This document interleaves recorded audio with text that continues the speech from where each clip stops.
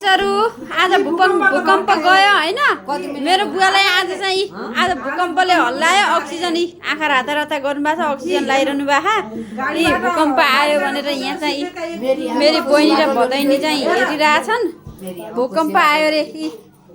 बुवा हाँस्दै हुनुहुन्छ अक्सिजन लगाएर हाँस्नु त बुवा हाँस्नु खुसियालीको दिनु अरे आमा कुर्सीबाट लोड्नु भयो अरे म त अब टोयलेटमा थिएँ टोयलेटमा बसेँ मान्छेलाई थाहा भएन यता टिभी हेर्दैछन् गाइस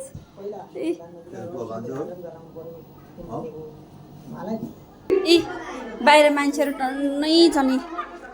भूकम्प आयो भनेर मान्छेहरू त बसिरहेछन् है मान्छेहरू पुरै बत्ती बालेर चाहिँ बसिरहनु पारी पारी मान्छेहरू बसिरहनु भएको भूकम्प गएको हुनाले दाइ भाग्नु भयो र भर्खर भित्र आइपुग्नु भएको छ।